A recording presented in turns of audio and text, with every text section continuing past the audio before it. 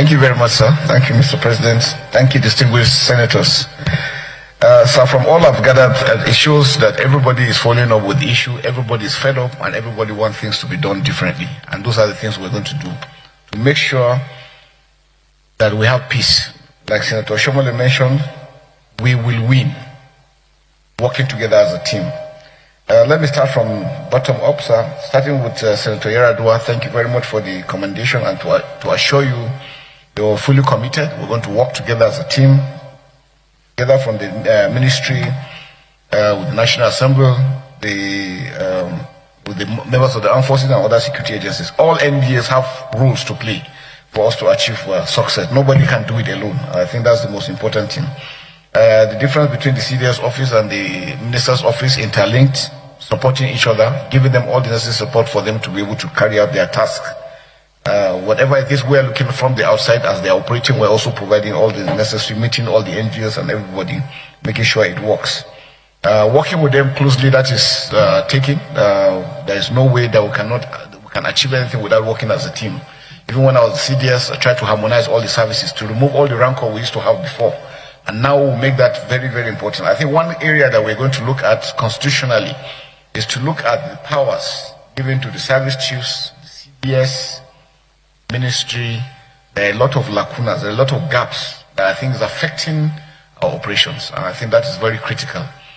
We must be able to get the service chiefs with their responsibility, the CDS responsibility, and then the ministry, observing what is being done, following up, so that we can make sure that the work, the synergy is seamless. There seem to be still some areas that is meditating against our work. I think those are issues we're going to come. I think what we'll do against that is taking over.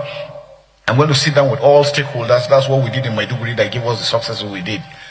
We must make everybody understand the roles they have to play. And in doing that, once we do that and everybody's on board, it makes it a lot easier.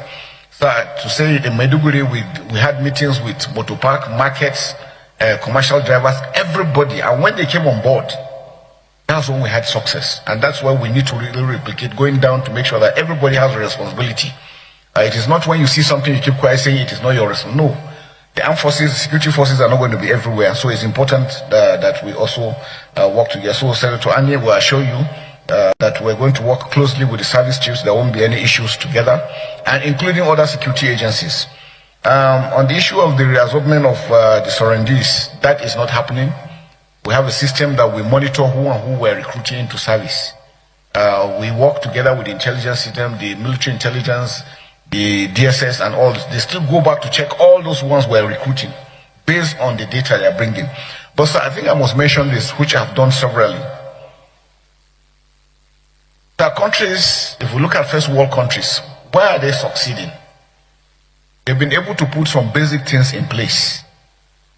Something as simple as a database for all citizens. But I think that's one area that we need to be, so that we can also assist the security forces, and even developmentally, we need to know the number of people in particular areas so that we can know whether we have markets or schools or hospitals in those areas.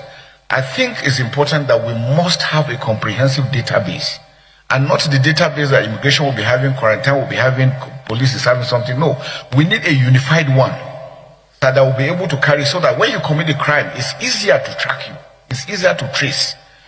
That aspect that people can easily commit one crime in Sokoto and run to Maiduguri and go and stay, or run to Kano or somewhere and nobody knows them, makes it a lot easier for them. There are countries where you commit one offense, even your bank account is closed, your ATM cannot work.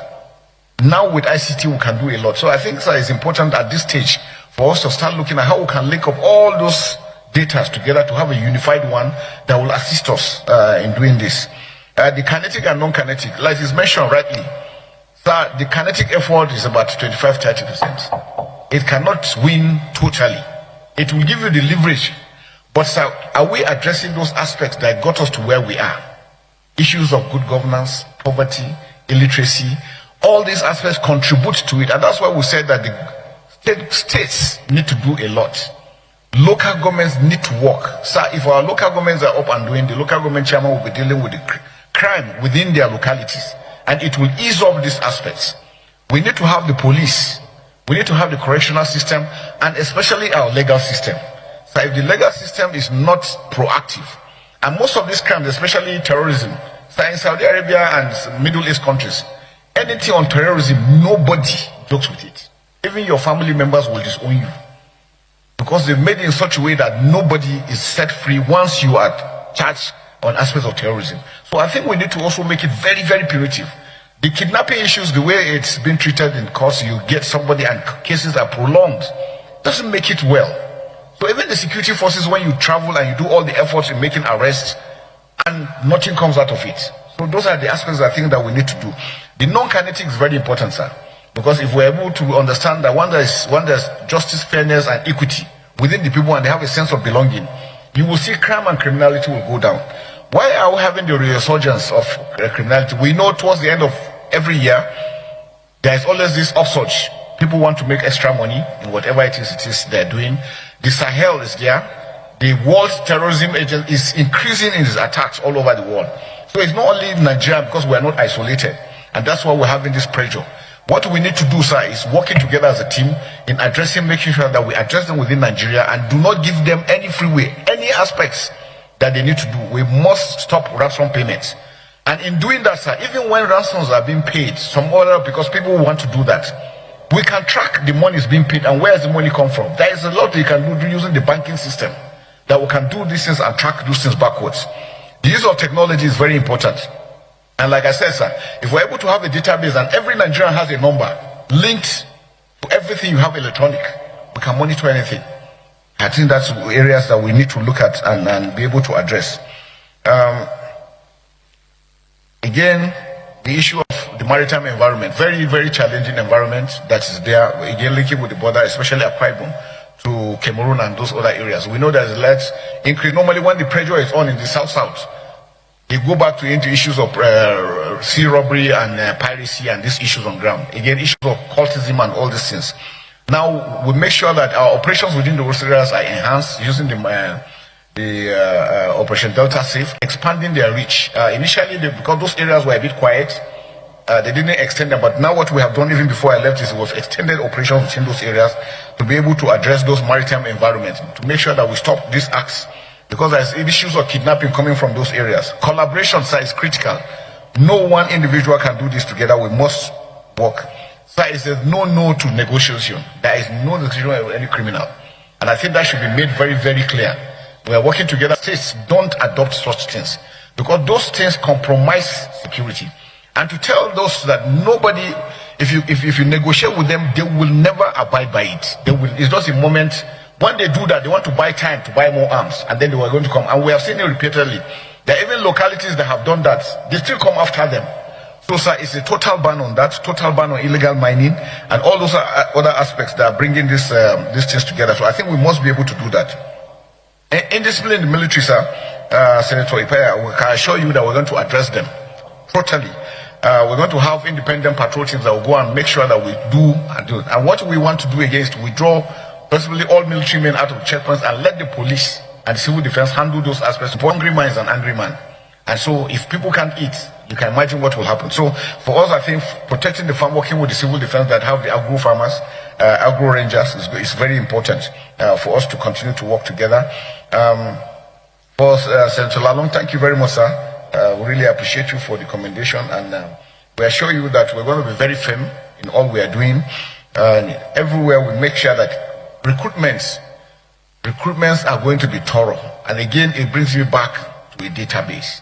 So it makes it easier. If somebody comes for recruitment and has a number that you can check and see everything is telling you, it makes it a lot easier. We've seen countries having this for years, so I think it's high time we're able to do that. A lot of people now, because there is war, even the military, you find some people don't want to go to where there's conflict. They want to go to soft areas. It's normal for humans. But we always want to tell that anybody being recruited should know that you are joining the armed forces because you are going to fight. There's war going on and you will go and fight. So going in to say that you want to avoid that, that's why some people don't want to come in. Because they feel if they come in, they say they will take them to Maiduguri and all this. Basically, that is what you are meant to do. But again, we know some states, we have observed some states, some regions don't really come in well for reasons, but I think we are doing some sensitization program to try and bring them into it so that the strength can be enhanced. But like Mr. President, you mentioned, sir, as we speak, sometimes every time we are doing recruitment, we have over 70,000 that are applying to join. So we still have enough.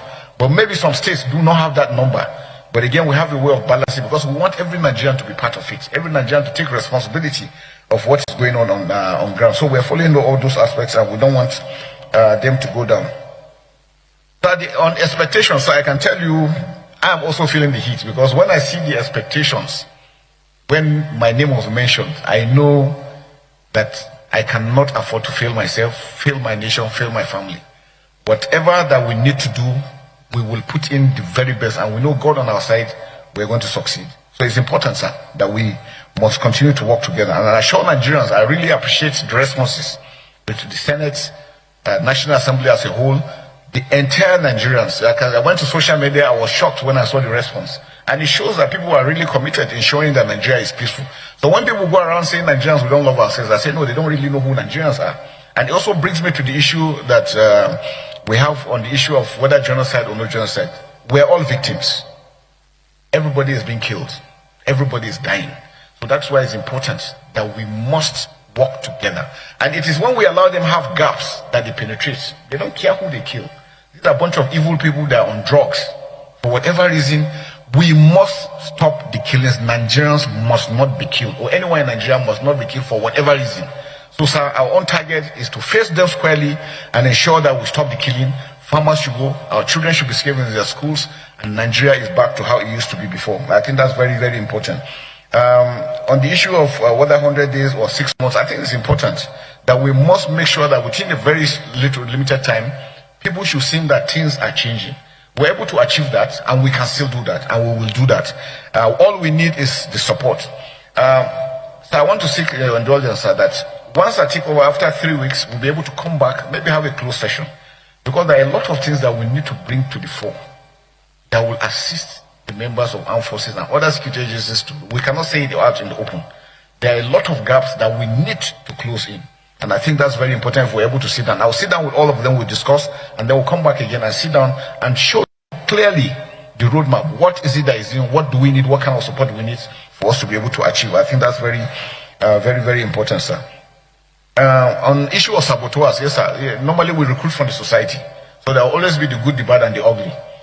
But we have a system of identifying such people, and immediately we do that, we take action because we prosecute. The armed forces have standby court martials all over the country. Anywhere you commit, there are offense and there are punishments for it. And I think that is what we're going to do. On sustaining the strength, yes, we're doing that. The system we're adopting is good, and we're going to do that. Engagement of retired personnel is a good idea. We're going to discuss with the services and see. On retirement, you still have 3 years into the reserve. So we can still re-engage those ones that are retired into reserve, those ones that are still fit and capable. Most of us here that are here have spent over 30 years in service, or almost 40 years, because if you look at those that went to NDA, spent 5 years and then 30-something years.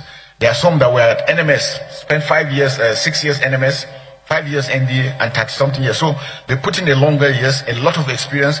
And I think my advice, sir, to the nation is that beside even the military, even in other aspects of life, these are individuals that monies have been spent on them, time has been spent, they have a lot of experience, they are very brilliant, committed in ensuring that Nigeria develops. So we can also look at other aspects of putting them in some of these boards that we have. Let us utilize them. A lot of them finish, go back and just sit down and not doing anything. And I think that's not good. Having considered the amount of money that had been spent and the experiences they have, I think we should look at the aspect of also bringing them into all some of these boards, and they will be able to bring out some inputs into bringing these things into the system. Declaring, sorry, sir, let me get this. I said issue on negotiation, no negotiation. Nobody is allowed to negotiate. For the troops, sir, every personnel that is deployed knows why he's deployed. And the 3 things where he's told is this: you are to engage any criminal or any bandit that is armed and is about to kill you. You don't have to wait. Somebody is aiming to shoot at you and you are waiting for order from who? Once you are deployed, you automatically have that responsibility.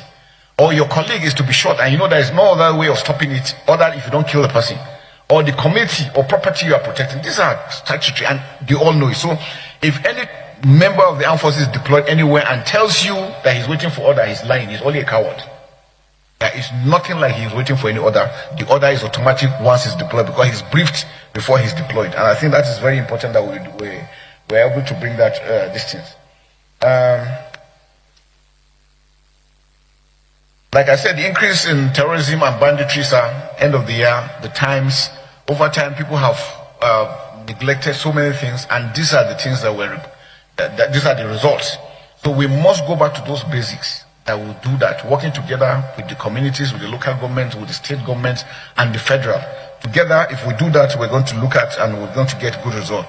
Whether National Guard or Reserve, then NYC using them, the issue of social media, sir, that's one big area we're having, is affecting the professionalism of the armed forces. And I think areas that we need to look at how we're going to address those things very well is very, very important.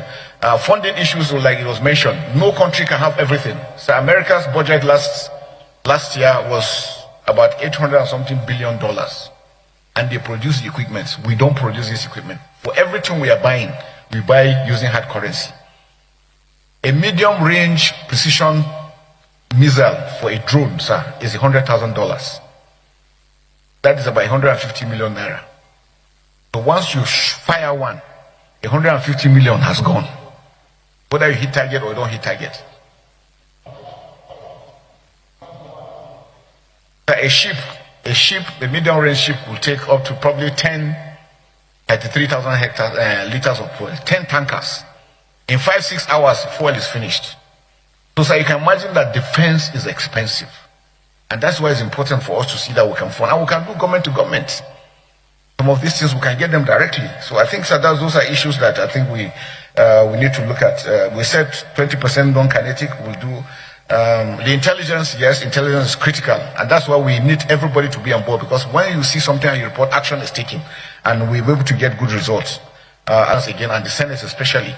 That's how we're fully committed. Coming back on stream from all the experience we have, working together with my team, we are going to make sure that we make a difference. And I can show you within the shortest possible time, sir, Nigerians will see that change. The trust they have in us will never let them down.